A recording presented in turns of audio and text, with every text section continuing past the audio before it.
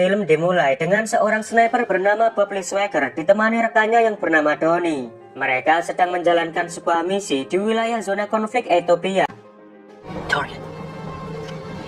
Dengan pengalamannya dan perhitungan yang matang, mereka berhasil menghabisi targetnya satu persatu.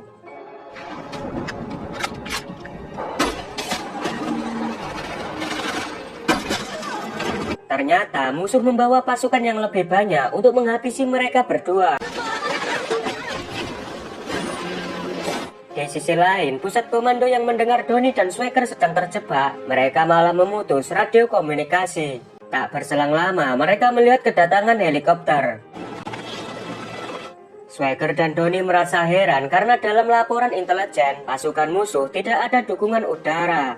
Donnie menyarankan segera mundur dan melarikan diri. Namun Swagger tetap ingin meledakkan heli itu.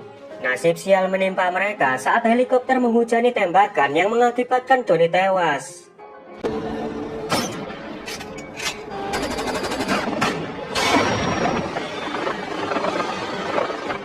Setelah peristiwa itu, Swagger memutuskan untuk pensiun dini dari dunia militer.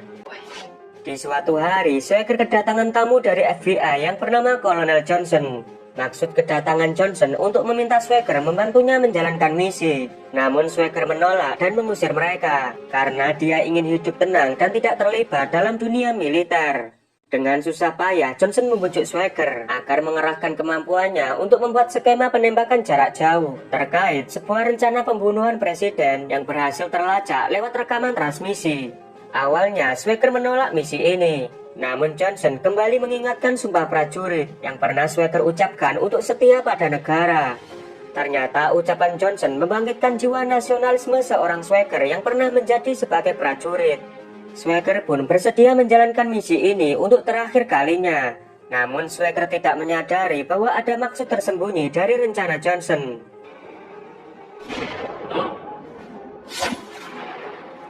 Swagger kemudian berangkat untuk melakukan survei di 3 kota yang akan dikunjungi presiden, yaitu kota Baltimore, Philadelphia, dan Washington DC.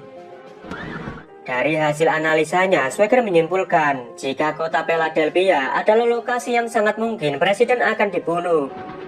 Swagger kemudian dibawa Johnson ke dalam sebuah gedung. Dari gedung itu, Swagger mulai memantau acara presiden dengan sangat cermat dan teliti. Saat presiden akan berpidato, ada seorang sniper yang sudah membidik presiden. Ketika Swagger sedang memantau acara itu, Swagger menghitung kelembapan dan kecepatan angin bahwa kemungkinan terburuk akan segera terjadi. Tanpa diduga, Udin menembaki Swagger dari arah belakangnya. Di saat yang sama, sniper itu menembak uskup Ethiopia yang berada di samping presiden. Karena tembakan itu membuat semua orang panik berhamburan. Kejadian tersebut membuat Swagger menyadari kalau dirinya telah dijebak dalam sebuah konspirasi rencana pembunuhan presiden. Di dalam gedung, mereka membuat skenario seolah-olah Swagger adalah pelaku penembakan. Mereka memasang senapan milik Swagger ke arah presiden berada. Kemudian Johnson memberitahu FBI bahwa pelaku penembakan adalah Swagger.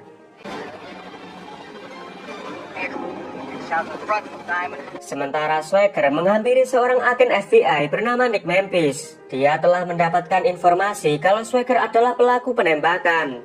Nick segera mengancam Swagger dengan pistolnya. Tapi dengan cepat Swagger membalikkan keadaan dan melumpuhkan Nick. Swagger berkata dirinya bukanlah pelaku penembakan. Lalu Swagger merampas mobil dinasnya Nick dan segera kabur dari sana.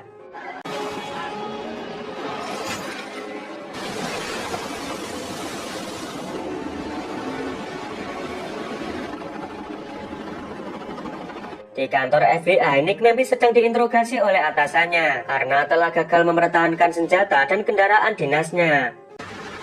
Di sisi lain, Swagger mendatangi rumah istrinya Donnie yang bernama Sarah. Swagger meminta Sarah untuk bersembunyi di rumahnya. Awalnya Sarah menolak karena dirinya tak mau terlibat dalam persembunyian Swagger yang saat ini telah menjadi buronan. Namun Swagger terus memohon bantuan pada Sarah karena saat ini dia tak tahu lagi harus pergi kemana. Sampai Swagger bersumpah bahwa dirinya telah dijebak oleh mafia pemerintah dan akhirnya Sarah mengizinkan Swagger untuk bersembunyi di rumahnya.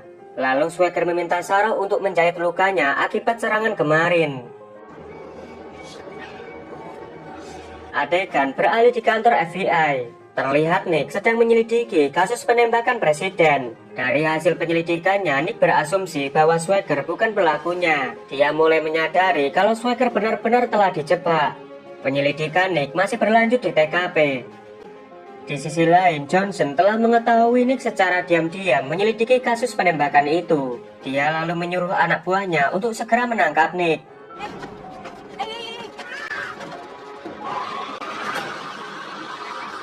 Mereka lalu menyandra Nick di sebuah tempat pinggir sungai. Di sana Nick disiksa dan diajar habis-habisan.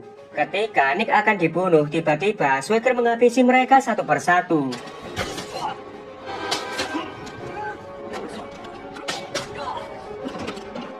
Swagger akan menyatakan perlawanan dan akan membongkar konspirasi FBI terkait penembakan uskup Ethiopia yang menjebak dirinya. Menurut Swagger, hukum tak akan bisa menghentikan kelompok Johnson. Maka dari itu, dia akan mencari keadilan dengan caranya sendiri, sekaligus mengisyaratkan pertempuran babak baru segera dimulai. Setelah diselamatkan nyawanya oleh Swagger, Nick memutuskan mau bergabung bersama Swagger. Mereka berdua lalu menuju sebuah daerah bagian Tennessee untuk menemui seorang legenda sniper yang dikenal paling hebat. Mereka membicarakan mengenai senapan dan peluru yang digunakan dalam sebuah konspirasi yang melibatkan para penembak jitu. Dengan pengalamannya, orang tua itu menyebutkan ciri-ciri sniper yang menembak uskup. Dia adalah seorang penembak jitu yang menggunakan kursi roda. Mendengar hal itu, Swagger mengetahui bahwa pelaku penembakan uskup bernama Michael.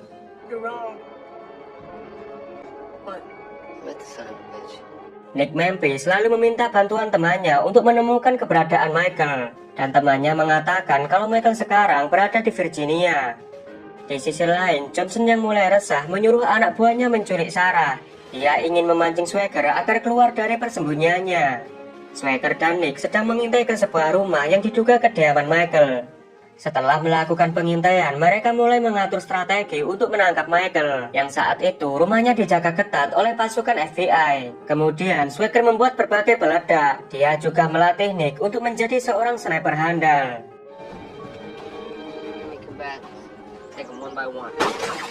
Dengan persiapan yang matang, mereka mulai beraksi. Nick ditugaskan untuk mengamati situasi, sedangkan Swagger memasang peledak dan membunuh satu persatu petugas yang berjaga.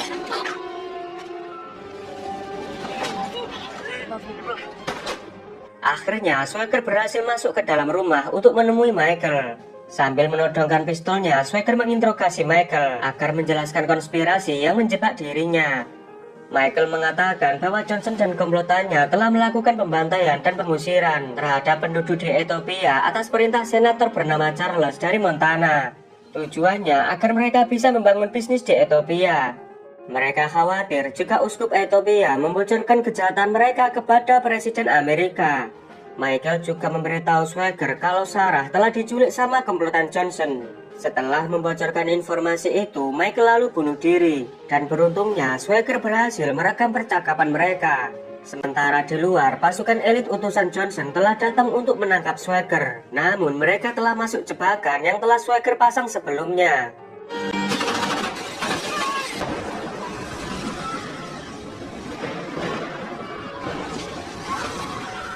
Dengan keahliannya, Swagger berhasil menghabisi mereka dengan mudah. Tak sampai di situ, Johnson mengirim heli untuk menghabisi Swagger. Heli itu terus menembaki mereka berdua. Serangan ini mengingatkan Swagger pada misi terakhirnya yang menyebabkan Donnie sahabatnya gugur dalam pertempuran. Swagger menyuruh Nick untuk berlari memancing perhatian heli, sementara dirinya akan meledakkan heli itu.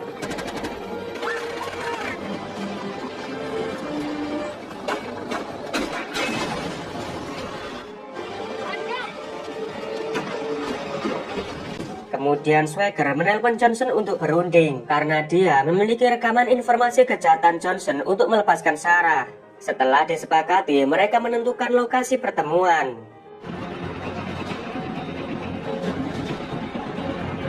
Singkat cerita, Johnson sudah tiba di pegunungan, disusul dengan kedatangan Senator Charles untuk melakukan perundingan.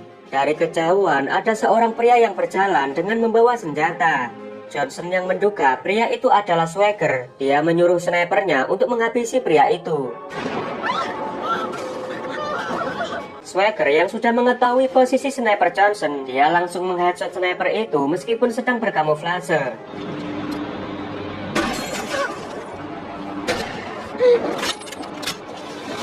Situasi ini membuat anak buah Johnson frustasi. Dia menantang Swagger untuk menghadapinya. Dengan sebuah tembakan jitu, Swagger berhasil menembak lengan pria itu hingga terputus.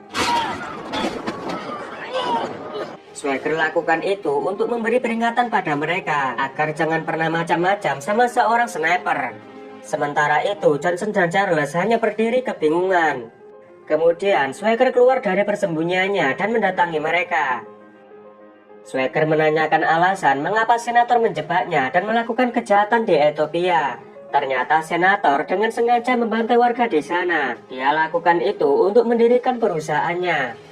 Senator tiba-tiba berlagak baik. Dia ingin membujuk Swagger agar mau bergabung menjadi anak buahnya. Tapi dengan tegas Swagger menolak tawaran itu meski bayarannya cukup besar. Tak lama kemudian pasukan FBI mendatangi lokasi untuk menangkap Swagger.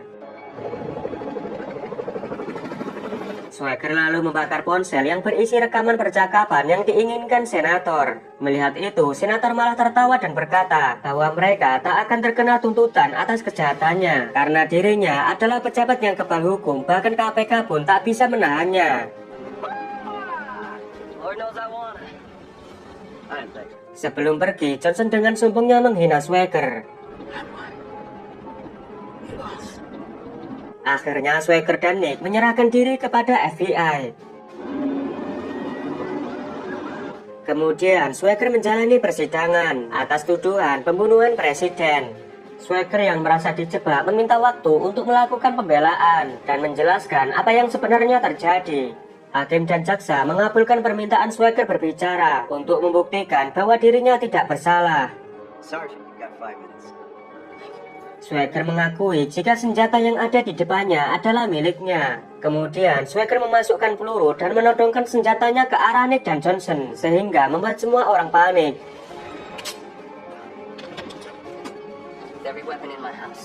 Swagger menjelaskan bahwa ia selalu mengganti pin senapannya agar tidak bisa digunakan oleh orang lain. Sangat mustahil jika mereka menuduh Swagger menembak uskup dengan memakai senapan yang tak bisa digunakan.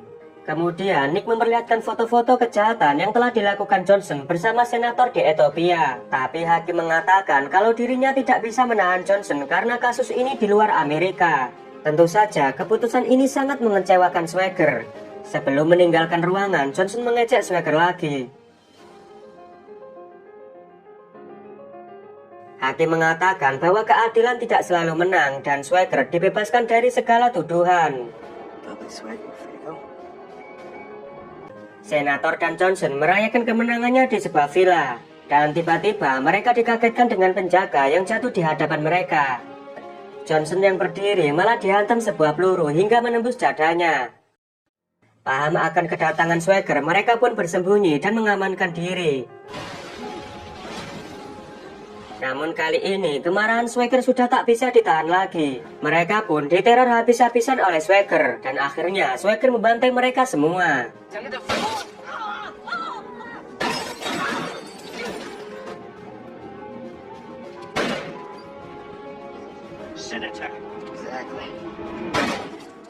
Sebelum pergi, Swagger mematahkan saluran pipa gas sehingga membuat villa itu terbakar. Dan film pun berakhir. Saya ucapkan terima kasih dan sampai jumpa di video selanjutnya.